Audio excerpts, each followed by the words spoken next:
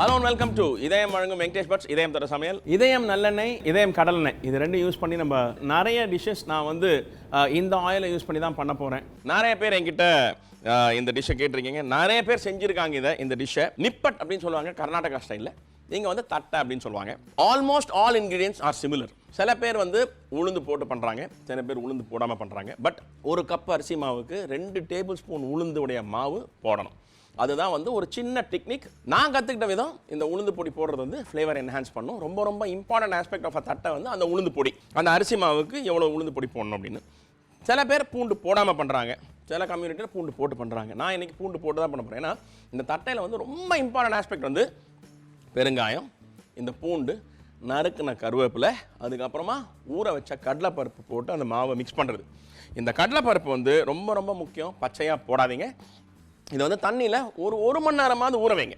ஊற வச்சோடனே இது வந்து ஒரு சாஃப்ட் கன்சிஸ்டன்சிக்கு வந்துடும். அது மாவில் போட்டு நம்ம தட்டி ஆயிலில் போடும்போது இது வறுபடும் பாருங்களேன். இந்த ஊற வச்ச கடலைப்பருப்பு வறுத்ததை சாப்பிட்றதுக்கும் ஊற வைக்காத கடலைப்பருப்பை போட்டு அதை ஆயிலில் ஃப்ரை பண்ணி சாப்பிட்றதுக்கு நிறைய வித்தியாசம் இருக்குது. இந்த ஊற வச்சது வந்து ரொம்ப ரொம்ப இம்பார்ட்டன்ட் ஆஸ்பெக்ட். இது மாதிரி சின்ன சின்ன டிப்ஸ் இருக்குது. ஒரு தட்டையை வந்து பிரமாதமான தட்டையாக பண்ணுறதுக்கு ஒரு சின்ன டிப்ஸ் இருக்குது. ஸோ அதை நான் உங்களுக்கு சொல்கிறேன். அந்த ப்ராசஸை நம்ம ஃபாலோ பண்ணலாம். இங்கே நான் ரெடிமேட் அரிசி மாவு வச்சுருக்கேன். இந்த ரெடிமேட் அரிசி மாவு கடையில் இடியாப்ப மாவுன்ற பேரில் கிடைக்குது, அரிசி மாவாக கிடைக்குது. இதை நம்ம வாங்கிட்டு அடுப்பை பற்ற வச்சு,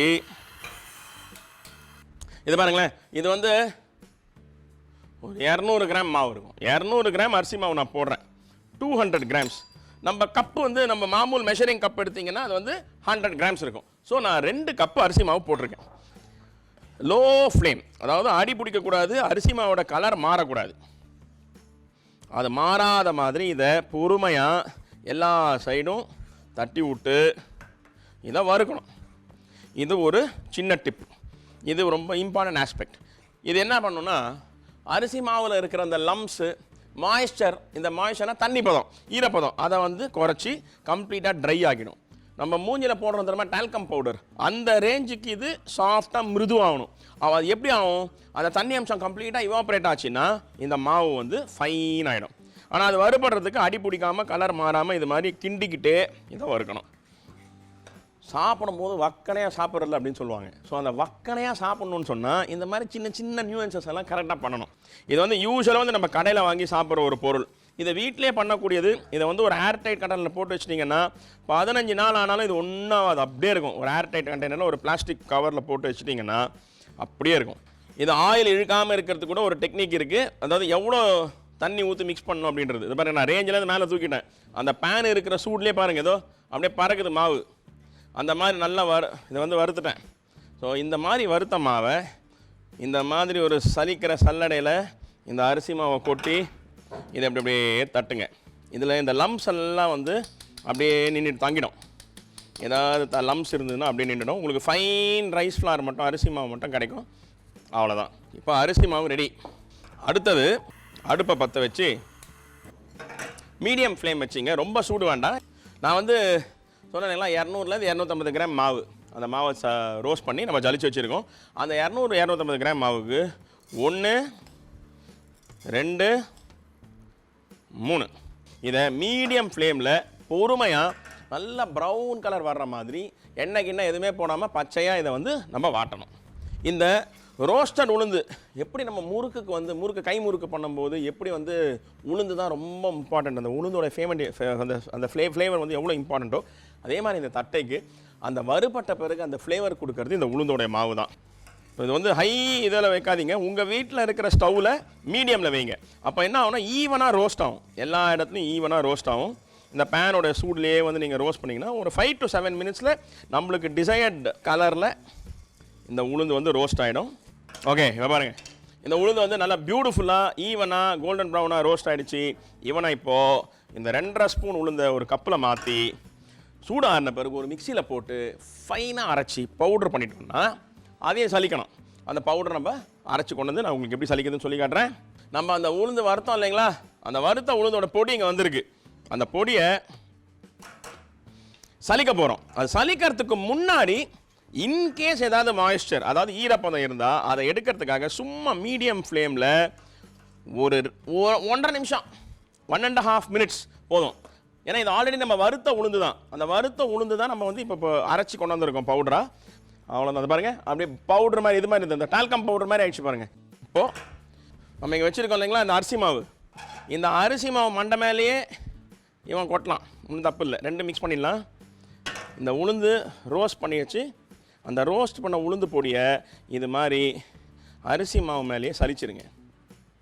இந்த பாருங்கள், சலிச்சா இது மாதிரி அந்த ரெசிடியூ வரும், மாய்ஸ்சர் இருக்கிறது, உருண்டை கட்டினது அதெல்லாம் இதில் வந்துடும். நம்மளுக்கு தேவையான அந்த 2.5 ஸ்பூன் உளுந்து பொடி இதில் வந்துருச்சு. ஒரு கடாய் எடுத்துப்போம். இவன் இருக்கான் பாருங்க, வறுக்கிறதுக்குன்னே புறப்படுத்த மந்த்ரா கடலெண்ணெய். இவனை லகலகல பல பல பல பல பல கல கல கல கல கலக்கலான்னு ஒரு லிட்டரை இது மாதிரி கொட்டுங்க. நான் இங்கே ரொம்ப பெரிய கடாய் வச்சுருக்கேன், அதனால் 1.5 லிட்டர் 2 லிட்டர் பிடிக்கும். நீங்கள் வீட்டில் வந்து சிக்கனமாக சின்ன கடாய் இருந்ததுன்னா ஒரு 500 ml எண்ணெய் கூட ஊற்றிட்டு அதில் ஒரு 10 தட்டையாக போட்டு வறுக்கலாம், தப்பே கிடையாது. இப்போது இங்கே சலிச்சு வச்சுருக்கோம் தெரியுமா மாவு, அரிசி மாவு அண்ட் உளுந்து மாவு. இவனுங்களை 2 பேரையும் இந்த பவுலில் கொட்டிங்க. இந்த தட்டை செய்கிறதுக்கு தேவையான உப்பு, ஒரு லேவிஷ் ஸ்ப்ரிங்கிள் ஆஃப் பெருங்காயத்தூள், நான் இங்கே ஒரு ஸ்பூன் போட்டிருக்கேன். அப்புறமா நான் தெகி மிர்ச் பவுடர் வச்சுருக்கேன், அதாவது காஷ்மீரி சில்லி பவுடர், அது 1 ஸ்பூன். அதுக்கப்புறமா எனக்கு இந்த ஃப்ளேவர் ரொம்ப பிடிக்கும் தட்டையில், அதனால் நான் இது போடுறேன். நீங்கள் வேணான்னா அவாய்ட் பண்ணலாம். நல்லா 1 டேபிள் ஸ்பூன், 1.5 டேபிள் ஸ்பூன் எனக்கு ரொம்ப பிடிக்கும், அதனால் 1.5 டேபிள் ஸ்பூன். உங்களுக்கு வேணான்னா போடாதீங்க. ஓகே, 1.5 டேபிள் ஸ்பூன் ஃபைனாக நறுக்குன பூண்டு. ஓகே, இது மாதிரி ஃபைனாக சாப் பண்ண பூண்டு. அதுக்கப்புறமா நான் முதல்ல சொன்ன தெரியுமா, ஊற வச்ச கடலைப்பருப்பு நான் ஒரு 1.5 கை போடுறேன். ஒரு 50 கிராம்லேருந்து 100 75 கிராம்ஸ் வச்சுப்போமே, ஒரு 75 கிராம். அதுக்கப்புறமா இந்த கருவேப்பிலை இருக்குது பாருங்கள், இவன் ரொம்ப ரொம்ப இம்பார்ட்டண்ட். இதில் எவ்வளோ ஃப்ரெஷ்ஷு கருவேப்பிலை கிடைக்குதோ அந்த அளவுக்கு குவாலிட்டி பெட்டராக இருக்கும், அவ்வளோ ஃப்ளேவர்ஸ் அரோமா. ஸோ இது மாதிரி நல்லா பாருங்கள், வெறும் இலையை மட்டும் அடிச்சிருக்கேன். இது மாதிரி டைட்டாக பண்ணி இவனை உங்களால் எவ்வளோ ஃபைனாக சாப் பண்ண முடியுமோ.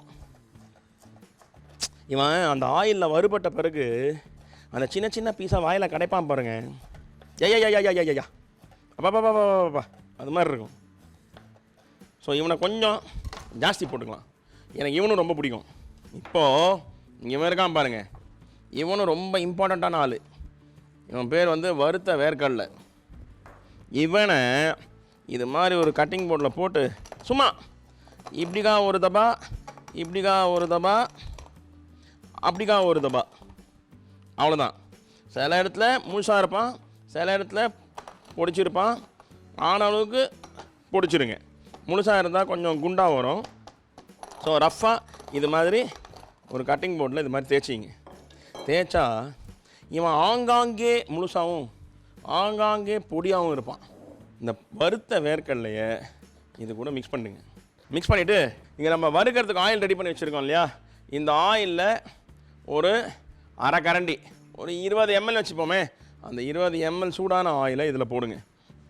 இவன் எதுக்குன்னா இந்த தட்டை வந்து பட்டர் போட்டு பண்ணுவாங்க, வெண்ணெய் இருக்குல்ல, வெண்ணெயை போட்டு பண்ணுவாங்க, அதனால் சாஃப்டாக வரும். இது வந்து இன்னொரு மேஜிக். இந்த சூடான ஆயில் போட்டு மாவு கலந்தால் தட்டை கிறிஸ்பாக வரும், கர அது மாதிரி வரும். ஸோ அது வரணுன்னா இந்த ஆயில் கொஞ்சம் இம்பார்ட்டண்ட். இந்த ஆயிலை போட்டு இது எல்லாத்தையும் நல்லா மிக்ஸ் பண்ணுங்கள்.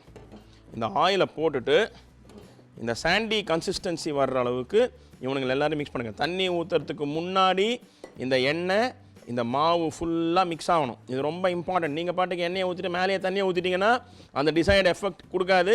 இது மாதிரி நல்லா மிக்ஸ் பண்ணிங்க. இவெல்லாம் சரிப்பட மாட்டான், இதுதான் கரெக்டு.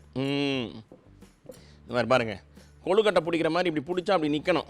அந்த எண்ணெய் அந்த எண்ணெய் கூட சேர்ந்து எல்லா இன்க்ரீடியன்ஸும் அதெல்லாம் நல்லா மிக்ஸ் ஆகணும். இது மிக்ஸ் ஆனோடனே வெதப்பாக இருக்கும். இது தொடும்போதே அப்படி லைட்டாக சூடாக இருக்குது பாருங்கள். இதுக்கு பேர் வந்து சாண்டி கன்சிஸ்டன்சி. பீச் மணல் இருக்குல்ல, அந்த மணல் மாதிரி அந்த கன்சிஸ்டன்சி வந்தோடனே இப்போது இவன் தலை மேலே கொஞ்சம் கொஞ்சமாக அப்பப்போ தெளித்து தெளிய விடுங்க. அவனை கொஞ்சம் கொஞ்சமாக தெளித்து இதை நம்ம சப்பாத்தி மாவு இருக்குல்ல அந்த கன்சிஸ்டன்சிக்கு மிக்ஸ் பண்ணிங்க. குனிஞ்சி முதுகு வலிக்குதுப்பா. இதை உருண்டை பிடிக்கணும். உருண்டை பிடிக்கிற மாதிரி இது வந்து அந்த கன்சிஸ்டன்சிக்கு மிக்ஸ் பண்ணலாம். எதுக்கு சொல்கிறேன்னா, தண்ணி கரெக்ட் குவான்டிட்டி நீங்கள் போடாட்டி அந்த உருண்டை பிடிக்கிற கன்சிஸ்டன்சிக்கு அது வராது. ஏன்னா இது வெறும் அரிசி மாவும் கொஞ்சோண்டு உளுந்து மாவும் இருக்கிறதுனால தண்ணி கரெக்டான பதம் போடாட்டி அது உருண்டை பிடிக்கிறதுக்கு கரெக்டான டெக்ஸ்சரில் வராது. சப்போஸ் உருண்டை பிடிக்கிறதுக்கு ஒழுங்காக வராட்டி நீங்கள் தட்டும் போது விரிசல் விட்டுரும், சைடெல்லாம் வந்து உடஞ்சி வரும், அந்த மாதிரி ஒரு நல்ல ஃபினிஷில் வராது. ஸோ தண்ணியோடைய குவான்டிட்டி ரொம்ப இம்பார்ட்டண்ட். ஓகே, இது ஒரு பக்கா கன்சிஸ்டன்சிக்கு வந்துடுச்சு. சும்மா சாஸ்திரத்துக்கு அரை ஸ்பூன் எண்ணெய் இது மாதிரி தட்டி வச்சுருங்க. இவன் பாட்டுக்கு ஒரு 5 நிமிஷம் அப்படி இருக்கட்டும். இந்த மாவு இங்கே 5 நிமிஷம் வச்சிட்டோம் இல்லையா, இங்கே வந்து எண்ணெயை வச்சுருக்கேன். இந்த மாவை இது மாதிரி ஒரு ஸ்மூத் கோலியா இது மாதிரி உருட்டி வச்சிங்க. தட்டை சைஸ் வந்து ரொம்ப பெருசாக இருக்கக்கூடாது, ரொம்ப கனமாக இருந்தால் ரொம்ப நாளைக்கு வந்து அது கிறிஸ்பியாக இருக்காது, ரொம்ப சீக்கிரமாக சாகி ஆகிடும். அதனால் ரொம்ப பெரிய சைஸ் பண்ணாமல் சின்ன சின்ன கோலியாக இது மாதிரி டைட்டாக உருட்டிங்க. அப்போ டைட்டாக உருட்டும் போது அது வந்து வெடிப்பு விடாமல் வரும். கொஞ்சம் சொட்டா சினிங்கிவேன் அப்படியே நான் அங்கெல்லாம் டச் பண்ணாத அப்படின்ற மாதிரி. ஓகே, இது மாதிரி ரோல் பண்ணியாச்சா? இப்போது கடாய் சூடாக இருக்குது. இங்கே நான் பாருங்கள் ஒரு பிளாஸ்டிக் பேப்பர் வச்சுருக்கேன். இந்த பிளாஸ்டிக் ஷீட் இருக்குது இல்லைங்களா, இதை நான் ஒரு பிளேட்டில் போட்டு இப்படி வச்சுருக்கேன் வாட்டமாக. இந்த ஒரு பிளாஸ்டிக் பிளேட்டில் இந்த பிளாஸ்டிக் ஷீட் இருக்குது இல்லைங்களா, இது மாதிரி கவர் பண்ணி வச்சுருக்கேன். இதில் லைட்டாக எண்ணெயை தேய்ச்சிங்க. ஓகே, இந்த கோலி இருக்குது இல்லைங்களா, இந்த கோலி இப்படி போட்டு கையில் இது மாதிரி தட்டிங்க. இது வந்து ஈவனாக ரவுண்ட் ஷேப்பே வரணும்னு கிடையாது, உங்கள் சௌரியத்துக்கு இது மாதிரி ஒரு நல்ல ஷேப்பில் ஆன அளவுக்கு ரவுண்டாக கொண்டு வாங்க. ரொம்ப மெலிசாக பண்ணாதீங்க. ரொம்ப மெலிசாக பண்ணால் பிஸ்கெட் மாதிரி ஆகிடும், பரபரப்பரான ஆகிடும்.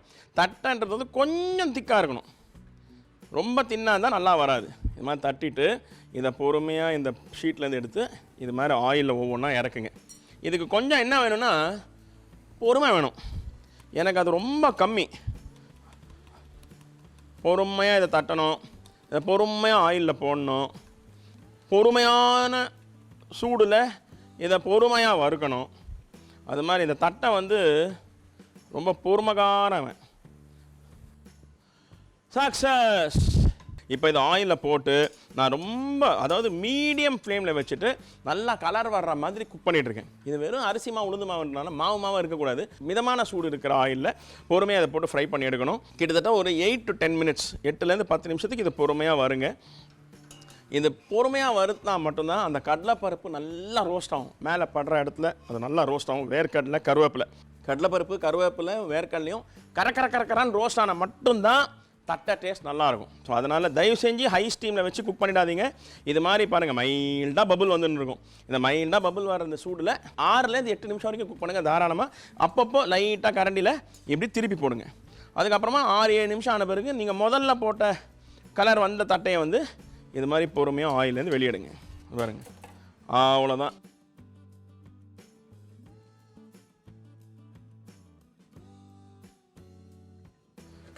சும்மா கோல்டன் ப்ரௌன் கலரில் அங்கங்கே வேர்க்கடலை, அங்கங்கே கடலைப்பருப்பு வறுபட்டு பச்சையாக இருக்கிற அந்த கருவேப்பிலையும் நல்லா ப்ரௌனிஷ் கலரில் ரோஸ்ட் ஆகி அந்த பெருங்காயம், மிளகாத்தூளும் இந்த அரிசி மாவும் உளுந்து மாவும் சேர்ந்து குக் ஆகி ஒரு ஃபேண்டாஸ்டிக் ஸ்நாக்கோடைய ஃப்ளேவர் வீடு ஃபுல்லாக மணக்கும். அதுவும் நம்ம யூஸ் பண்ணிக்கிறது வந்து மந்த்ரா கடலெண்ணெய். இந்த கடலெண்ணோடைய ஃப்ளேவர் வந்து வீடு ஃபுல்லாக மணக்கும். ஸோ அது மாதிரி ஒரு fantastic evening time tea snacks இவன் இருந்தானா 2 தட்டைக்கு ஒரு டீ கேட்பாங்க நம்ம ஆளுங்க. ஸோ அதனால் நீங்கள் வந்து இனிமேல் தட்டையை சர்வ் பண்ணும்போது ஆளுக்கு 2 டீ பண்ணிவிடுங்க. அப்போ தான் சரியாகும். 4 தட்டை 2 டீ ஒரு பிளேட்டில் வச்சு ஜன்னல் ஓரமாக மழை வராட்டி மழை வர்றதா நினச்சிக்கிட்டு ஒரு கடி தட்டை, ஒரு வாய் டீ அடிச்சு பாருங்கள். உங்கள் வீட்டில் டெய்லி தட்டை கரக்கரன்னு வந்துனே இருக்கும். என்ஜாய் பண்ணுங்கள். ஒரு ஃபேண்டாஸ்டிக் ஈவினிங் ஸ்நாக் தட்டை உங்களுக்காக. என்ஜாய்.